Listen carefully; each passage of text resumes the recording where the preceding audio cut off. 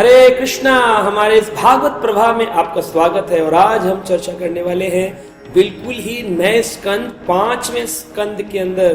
तो 4 स्कंद हम पूरे कर चुके हैं भगवत कृपा से, वैष्णव कृपा से, और हम 5वें स्कंद में प्रवेश कर रहे हैं। ये बहुत बड़ा कार्य चल रहा है जिसमें हम संपूर्ण भागवत को एक एक अध्याय करके भागवत प्रवाह के अंदर श्रवण करवा रहे हैं।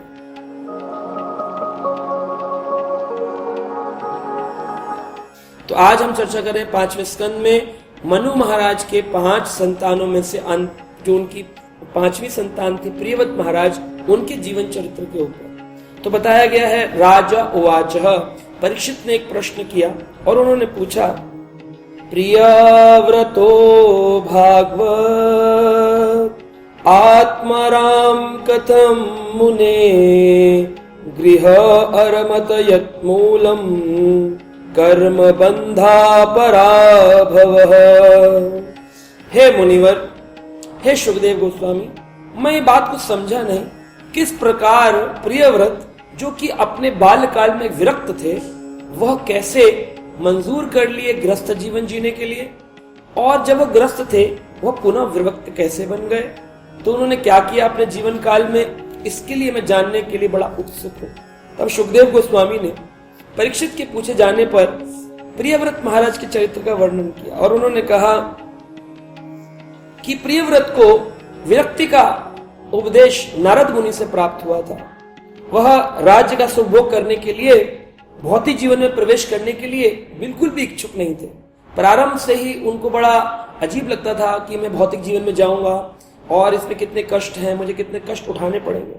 किंतु ब्रह्मा जी और स्वर्ग के राजा इंद्र के विनती करने पर कि आपका उत्पत्ति प्रजन करने के लिए हुई है, आपको सृष्टि रचना करनी है, आप प्रजापतियों में से एक हैं, कृपया कर प्रियव्रत महाराज आप विवाह करिए, गृहस्थ में जाइए, संतान उत्पत्ति करिए।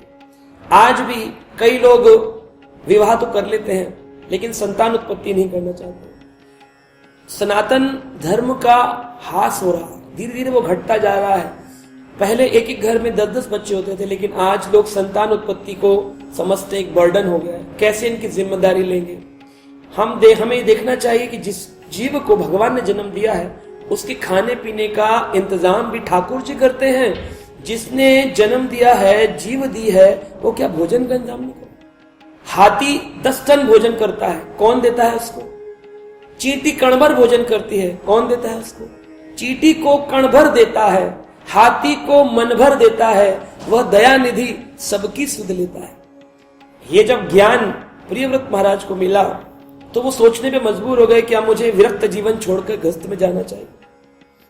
हमें ये समझना चाहिए कि प्रत्येक वस्तु भगवान के वश में है। भगवान ने ब्रह्मा जी के जब वचन आते हैं तो ब्रह्मा जी भगवान के बारे में एक संहिता लिखी है, ब्रह्म संहिता।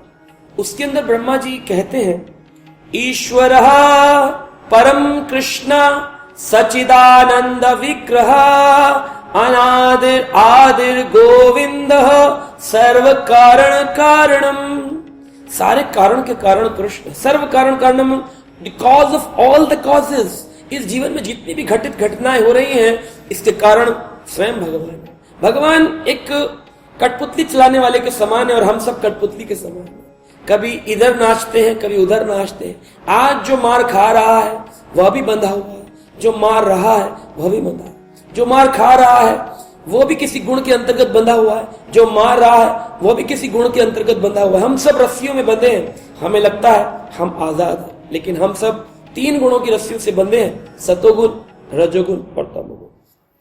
सब मनुष्य वर्ण आश्रम धर्म का अनुसार कार्य करते हैं। नारद जी ने, ब्रह्मा जी ने, इंद्र ने, सभी ने इनको ज्ञान दिया। प्रियव्रत महाराज ने कहा, ठीक है, अगर आप सब चाहते हैं तो मैं गृहस्थ जीवन में प्रवेश करूंगा और नकली ग्रह त्याग नहीं करूंगा, यानी कि मिथ्याचारी नहीं बनूंगा। मिथ्याचारी भी होते हैं कई लोग, नाटक तो बहुत बड़ा बड़ा करते हैं, ऊपर सिर मुंडन करेंगे, तिलक बड़ा लगाएंगे, है ना, एकदम व्हाइट कपड़े पहनेंगे, लेकिन अंदर से भोगी होते हैं।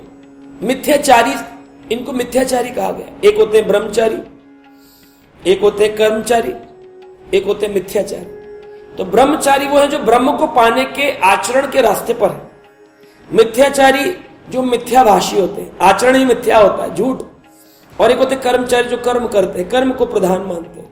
लेकिन गोसाई तुलसीदास ने भी कहा है, कर्म प्रधान विश्व रच राखा, जो जस करही ते तस फल चाखा। जैसा आप कर्म करते हो वैसे ही फल आपको मिलने वाले। इसलिए सबसे ज्यादा मुख्य है अपने जीवन में अपने कर्मों को भगवान के लिए करना।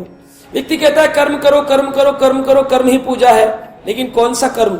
एक चोरी करने वाला भी सुबह उठ करके चोरी करने का कर्म करता है, एक डकैत भी सुबह सुबह उठ करके डकैती का प्लानिंग करता है, एक पुलिस वाला भी सुबह सुबह उठ करके प्लानिंग करता है आज मुझे चोर को पकड़ना है। तो सभी अपने अपने कर्म कर रहे हैं, लेकिन इसमें से कुछ अच्छे कर्म हैं, कुछ बुरे कर्म। तो जब तक हमें कर्मों का ज्ञान नहीं कौन सा कर्म अच्छा है और कौन सा बुरा है, हम कैसे कह सकते हैं कि कर्म ही पूजा है। तीसरा कर्म होता है विकर्म, यानी कि वह कर्म जो श्री कृष्ण को अर्पित किया जाए और उस कर्म के आपको कोई प्रतिफल नहीं मिलते, आप बंधन में नहीं आते। जब आप वही कर्म, आपने ग्रंथ, आपने किताब पढ़ी, कॉमिक्स पढ़ी, डाइजेस्ट, रीडर डाइजेस्ट पढ़ी, मैगजीन पढ़ी, अखबार पढ़ा, आप कर्म के बंधन में बंध गए। वहीं आपने गीता पढ़ी, भागवत पढ़ी, आप कर्म के बंधन से मुक्त हो गए। आपने टीवी देखा, पिक्चर देखी, आप कर्म के बंधन में हो गए। वहीं आपने महाभारत देखा, कृष्ण देखा, कृष्ण की कथा सुनी, भागवत देखी, आप कर्म बंधन से मुक्त हो गए। आपने वही भोजन खाया, होटल में जाकर के आप कर्म बंधन में बन गए। वही भोजन आपने घर में बनाया, भगवान को भोग लगा के खाया, आप कर्म बंधन से मुक्त हो गए। आप देखिए कितना सरल है।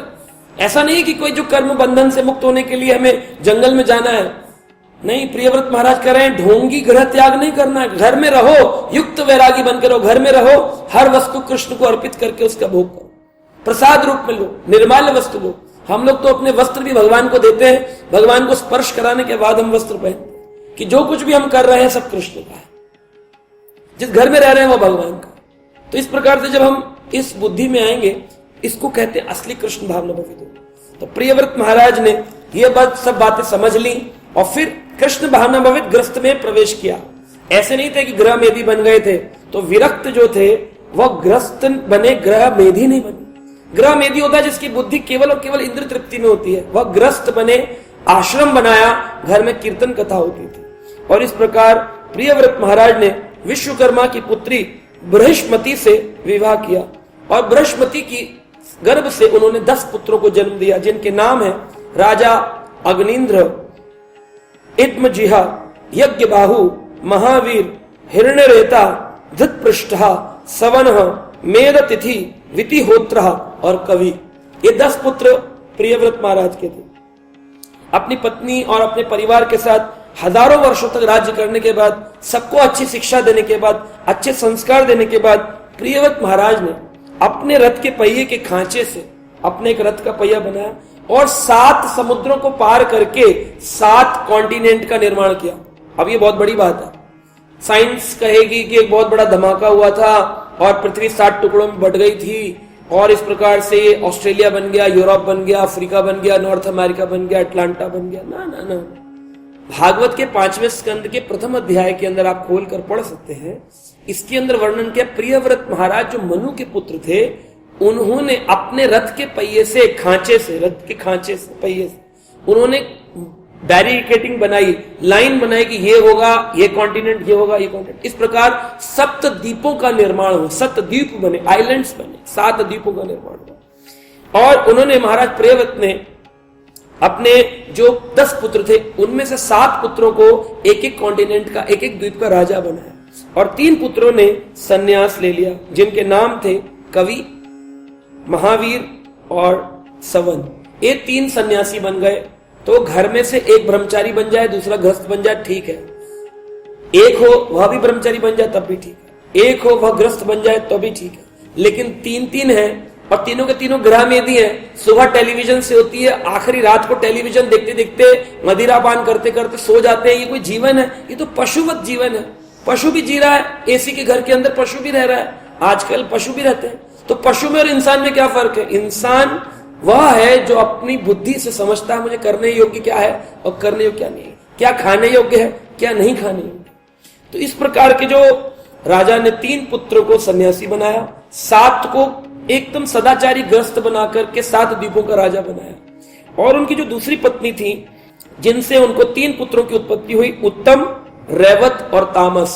और ये तीनों के तीनों पुत्र आगे जाकर मनु की गद्दी संभालेंगे। इसलिए एक उत्तम मनु आते हैं, एक रहवत मनु आते हैं एक तामस मनु आते हैं। मनवंतर जब बदलते हैं तो एक एक मनु, ये भी प्रियव्रत महाराज के पुत्र थे। इस प्रकार प्रियव्रत महाराज ने अपने बाल्यकाल में विरक्ति का जीवन जिया, उसके बाद एक सदाचारी गृहस्थ का जीवन जिया।